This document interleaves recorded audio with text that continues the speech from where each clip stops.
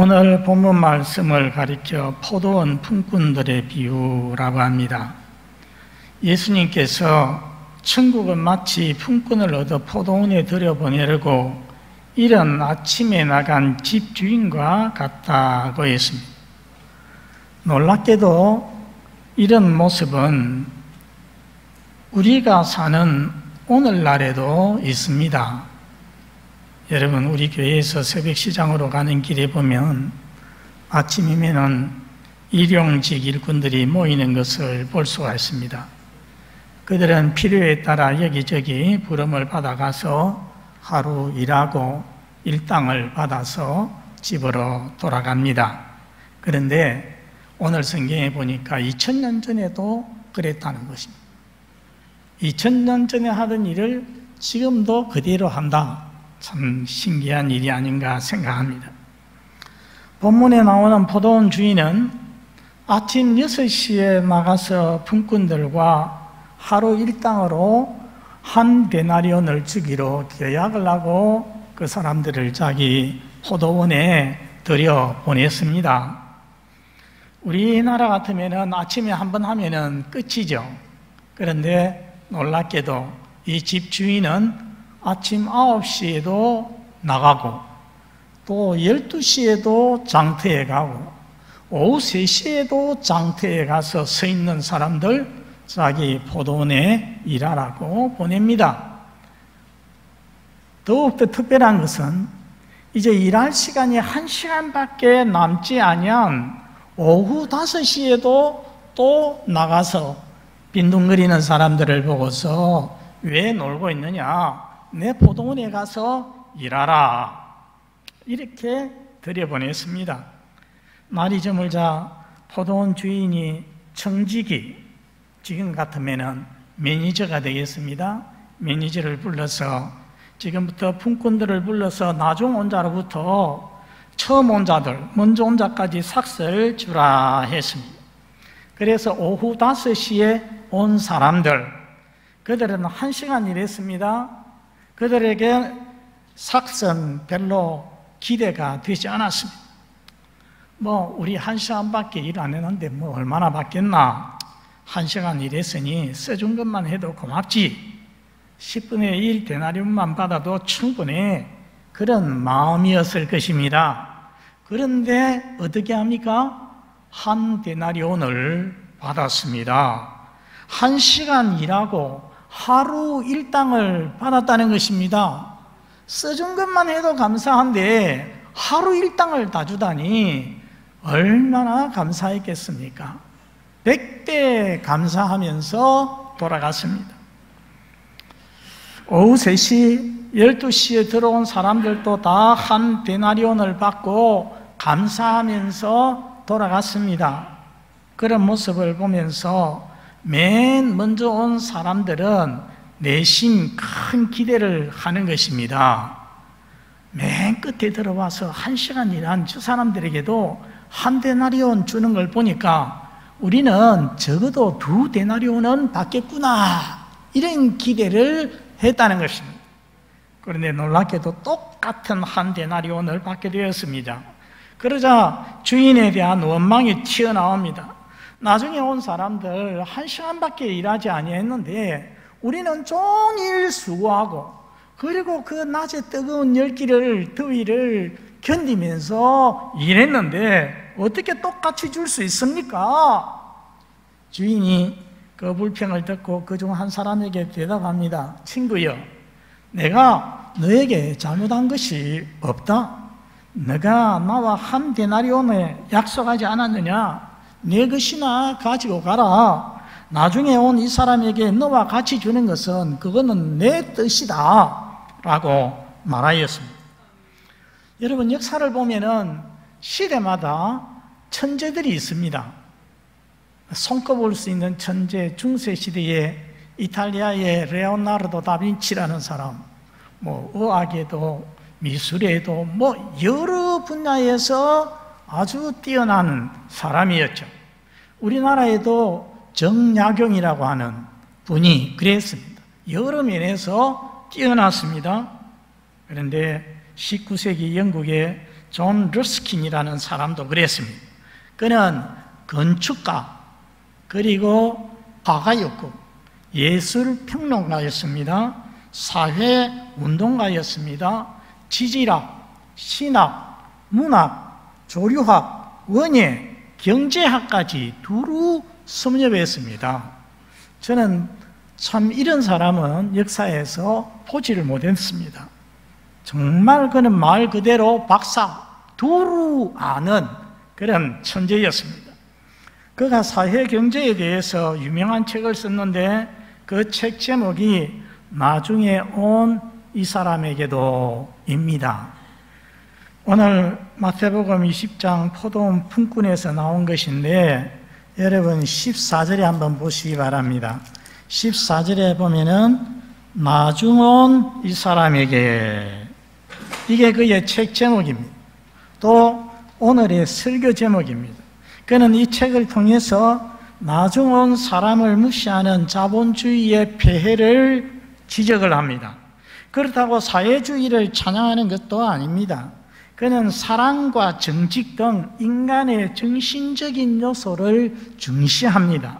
나중에 들어왔다고, 못한다고, 꼴찌라고 무시하지 말고 그에게도 눈길을 주고 은혜를 베풀면서 살아야 한다는 것입니다. 약자를 배려해야 한다는 것입니다. 그의 이런 사회개혁 모델을 가리켜서 생명의 경제학이다, 상생의 경제학이다, 천국의 경제학이다, 그렇게 말합니다. 참으로 탁월한 통찰이라 그렇게 생각합니다. 본문에서 존 러스킨 같은 이런 통찰도 가능하지만은 우리는 예수님이 이 비유를 말씀하신 첫째 의미, 본래의 의미가 무엇인지를 놓치지 말아야 됩니다. 여러분은 오늘 이 포도원 주인의 처신이 이해가 되십니까? 여러분 마음에 드십니까? 저는 읽을 때마다 이 말씀이 좀 불편했습니다. 아무리 한 데나리온 약속을 하고 들어왔다고 하지만 1시간 일한 사람하고 12시간 일한 사람을 어떻게 똑같이 줄 수 있냐? 여러분 첫 시간에 들어와 종일 일한 사람들의 원망이 잘못된 것입니까? 저는 이해가 됩니다. 제가 보기에는 원망할 만합니다. 내 같아도 원망하겠다 싶어요.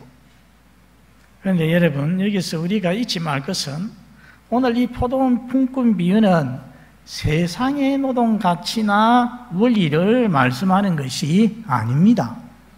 자, 20장 여러분 1절 제일 앞에 나오는 말이 무엇입니까? 천국은 했습니다. 그러니까 이 비유는 천국 비유입니다. 하나님 나라의 비유입니다. 하나님 나라의 원리를 말씀한다는 것입니다.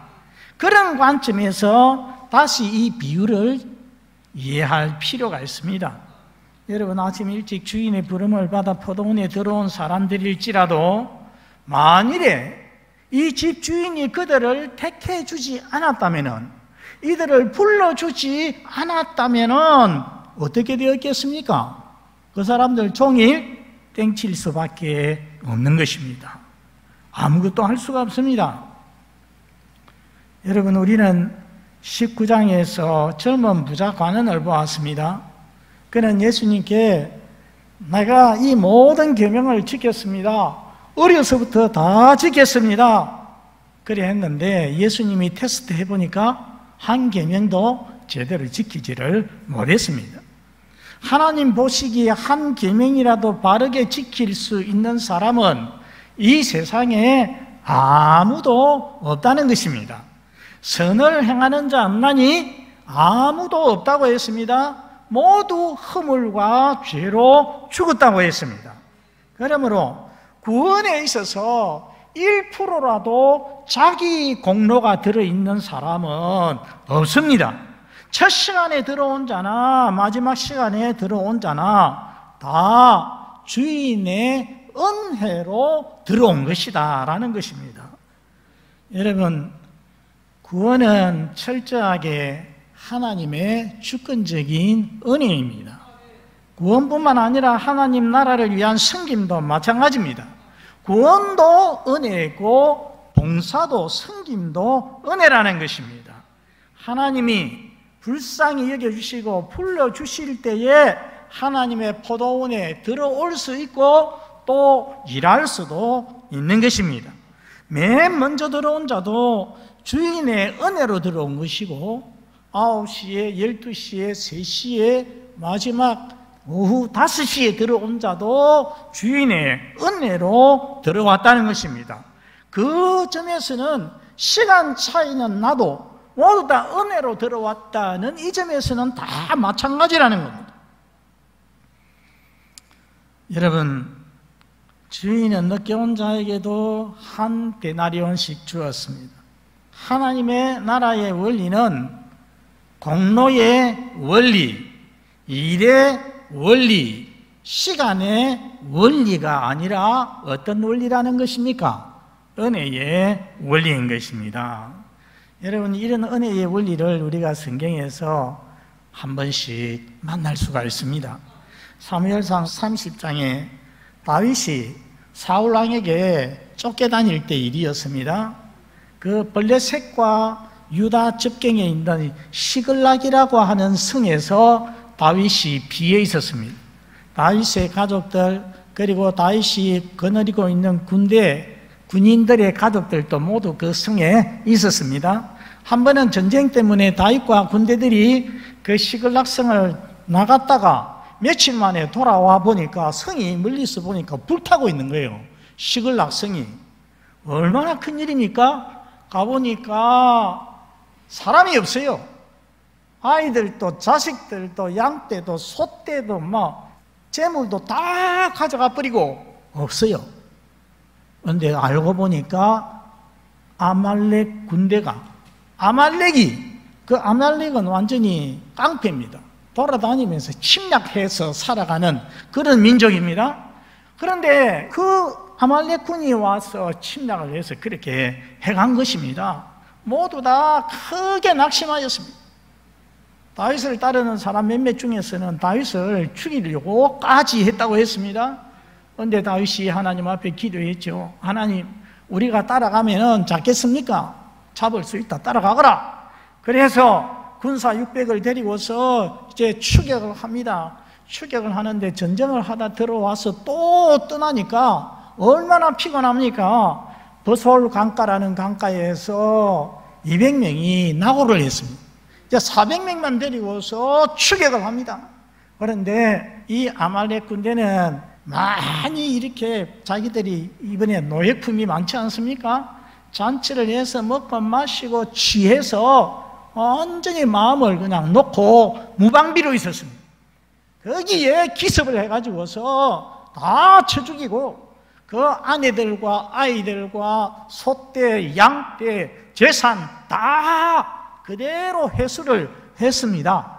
승리해서 돌아오는데 버솔 강가에 아까 200명이 남아있지 않습니까? 나고자 200명이 남아있어요. 이 사람들이 환영을 해주거든요. 그런데 이 다윗 군대에는 조금 좀 질이 안 좋은 사람들이 있었습니다. 뭐라고 했습니까? 저 사람들은 우리하고 같이 싸우러 가지도 않았는데 저 사람들은 그 가족만 돌려주고 우리가 노획한 이 재물은 하나도 주지 말자. 이런 식으로 이야기를 합니다. 어떻게 보면 당연한 말 같지만은 그러나 다윗은 그렇게 하지 않았습니다.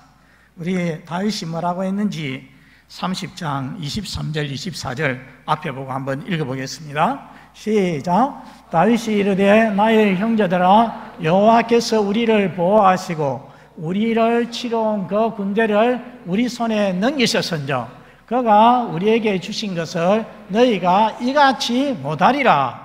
이 일에 누가 너희에게 듣겠느냐? 전장에 내려갔던 자의 분깃이나 소유물 곁에 머물렀던 자의 분깃이 동일할지니 같이 분배할 것이니라 하고, 앞에 있는 23절에는 무엇을 말합니까? 우리 400명 군대가 그 아말렉 족속을 치고 승리하고 뺏을 수 있는 것은 이유가 무엇입니까?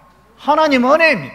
하나님이 도와주셔서 이렇게 했는데 우리가 사람만 저들에게 주고 우리가 뺏은 것은 하나도 줘서는 안 된다. 다 우리가 나누어야 된다. 그렇게 말하는 것이 아니다. 여기 남아있던 사람이나 전쟁에 나간 사람이나 다 똑같이 분배해야 할 것이니라. 이게 바로 은혜의 원리죠. 신약 누가복음 15장의 탕자 비유도 비슷합니다. 큰아들은 먼저 온 자라고 할 수가 있습니다. 탕자, 집을 떠나서 모든 유산 다 탕진을 하고서 돌아옵니다. 돌아오는데 아버지가 어떻게 받아들입니까? 품꾼의 하나로 받아주는 것이 아니라 집에 있는 아들과 똑같이 아들로 받아주는 것입니다. 이게 바로 하나님의 은혜의 원리입니다. 그러기에 이 포도원에서, 즉 하나님 나라에서 교회에서 일하는 자는 자신들이 들어온 순서나 인간적인 우열 등을 따져서는 안 됩니다. 자신의 수고, 성취, 희생, 다른 사람과 비교하고 재려고 해서는 안 됩니다. 어떤 자세가 필요합니까? 불러주신 주인의 은혜, 하나님의 은혜를 생각하고 자기에게 주어진 그 직분, 그 직무, 사명을 감당하고 거기에 집중하는 일이 필요하다는 것입니다. 여러분, 왜 예수님께서 이 포도원 품꾼 비유를 말씀했겠습니까? 주님의 테스트를 받고 많은 재산 때문에 근심하면서 돌아간 부자 청년을 보고서 베드로가 뭐라고 했습니까? 우리는 모든 것 버리고 주님을 따랐는데 그러면 우리는 무엇을 얻겠습니까? 했죠. 그러니까 예수님께서 인자가 영광 보좌에 앉을 때에 너희도 12보좌에 앉아 이스라엘 12지파를 심판하리라. 또 내 이름을 위해서 집과 형제, 자매, 부모, 자식, 땅 버린 자마다 여러 배로 받고 또 영생을 상속하리라 했습니다. 그리고 그 말씀의 결론이 뭐냐면은 19장 30절입니다. 19장 30절 같이 읽어봅니다. 시작. 그러나 먼저 된 자로서 나중되고 나중된 자로서 먼저 될 자가 많으니라. 그리고 예수님께서 이 포도원 품꾼 비유를 했습니다.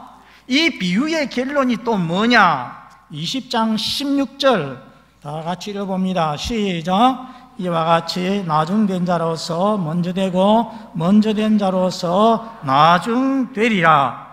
여기 보니까 19장 30절과 20장 16절이 똑같은 말씀이에요. 그렇죠? 똑같은데 차이는 조금 있습니다. 뭐가 다릅니까? 말의 순서가 조금 다릅니다. 여하튼 같은 말씀이에요.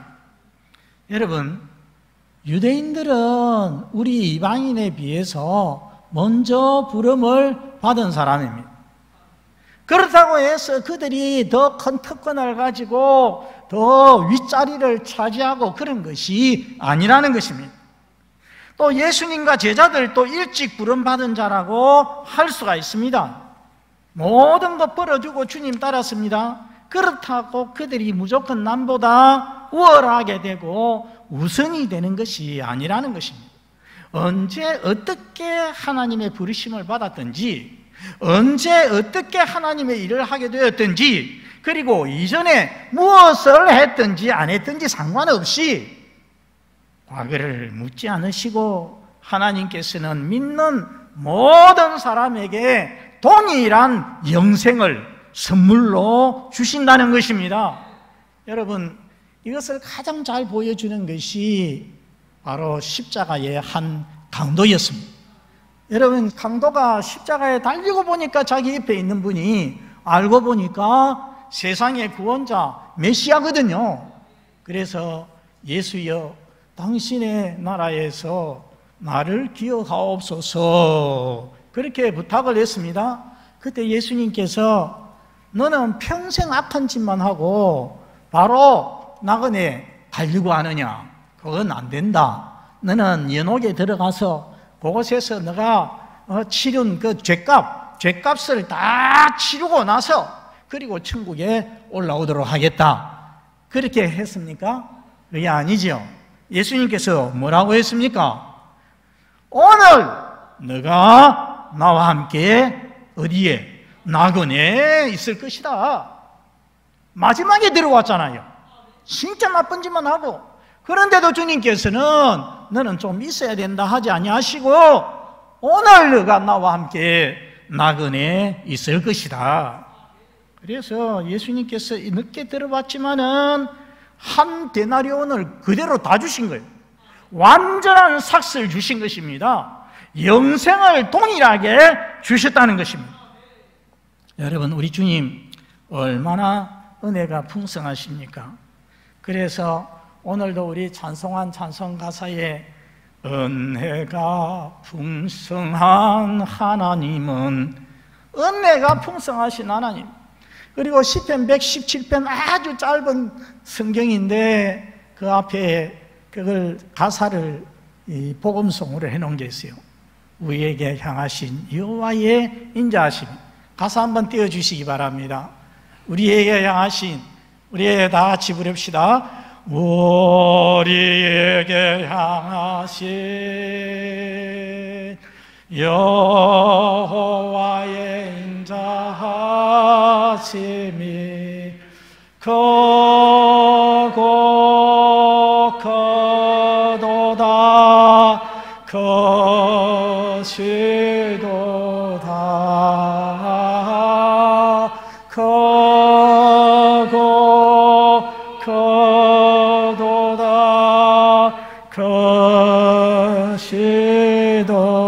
크시도다.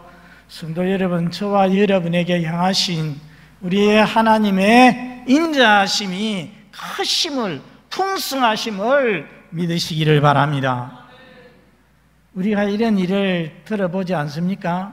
믿은 지 몇 년밖에 안 됐는데 평생 믿은 사람보다, 믿은 지 수십 년 된 사람보다 믿음이 더 좋고 봉사도 더 많이, 더 잘하는 사람 모습 우리 교회에서도 볼 수가 있습니다.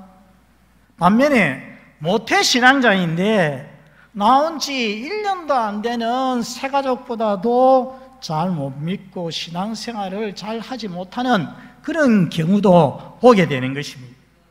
여러분, 직분도 그렇습니다. 저 사람은 우리보다 늦게 우리 교회에 왔는데 장로도 안수집사도 권사도 우리보다 더 먼저 되었네, 이럴 수가 있을까? 마음이 불편해질 때도 있죠. 여러분, 그게 하나님 나라의 특성입니다. 먼저 된 자가 나중되고, 먼저 들어왔다고 해서 그 사람이 꼭 먼저 되는 것이 아니라는 것입니다. 하나님의 주권적인 은혜에 의해서 또 그 신앙의 열심에 의해서 얼마든지 나중된 자가 될 수 있다는 것입니다. 제가 오늘 본문 때문에 식급을 한 적이 있습니다. 제가 1980년도에 군복으로 있었습니다. 군인 아파트에 70이 넘은 권사님이 계셨어요. 군인 가족이죠. 장교 어머니였습니다. 주일이면 군에서 군대 버스가 우리 아파트로 와가지고 군인 가족들을 싣고서 또 부대로 돌아가서 부대에 있는 교회당에서 하나님 앞에 예배를 드렸습니다. 어느 주일날 제가 이 본문을 가지고서 설교를 했습니다. 예배 후에 그 70 권사님이 얼굴이 다 굳어가지고서 목사님, 그럴 수가 없습니다. 먼저 된 자가 나중되고 나중된 자가 먼저 되는 일은 절대로 있을 수 없어요 하는 겁니다. 한 번만 하시는 것이 아니고요, 또 한 번 하시고 또 한 번 하시고 분을 사귀지를 못해요. 여러분, 그게 제 말입니까? 아니잖아요.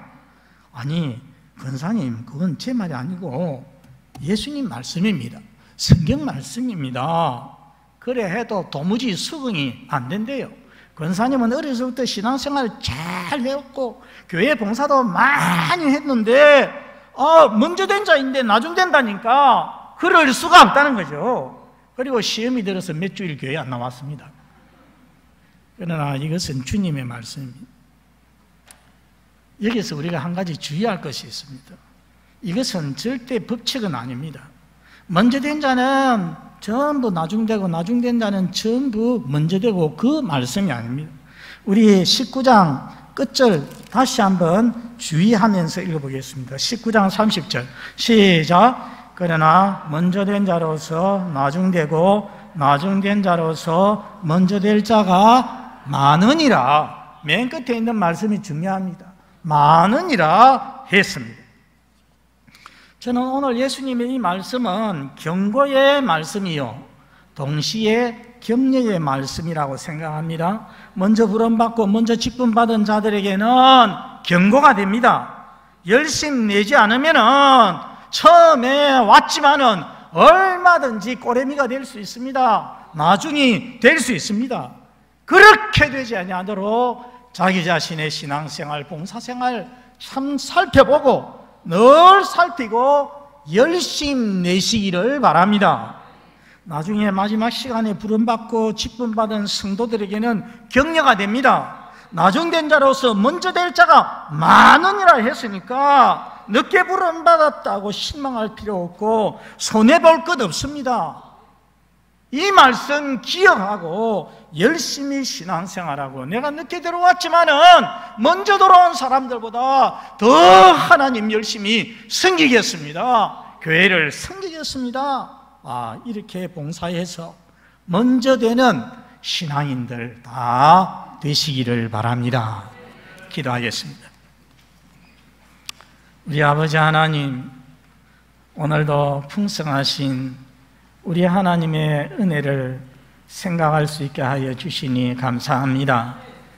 먼저 부름을 받았든지 나중에 부름을 받았든지 다 하나님의 은혜로 부름받은 것 저희가 잊지 않게 하여 주시옵소서.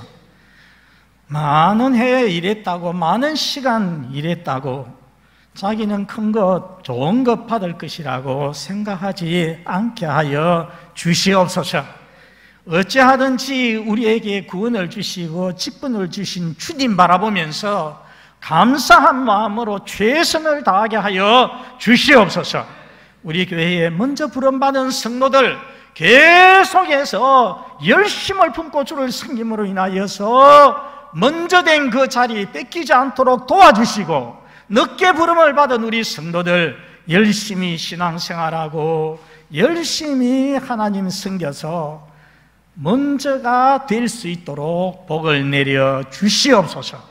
예수님 이름으로 기도드리옵나이다. 아멘.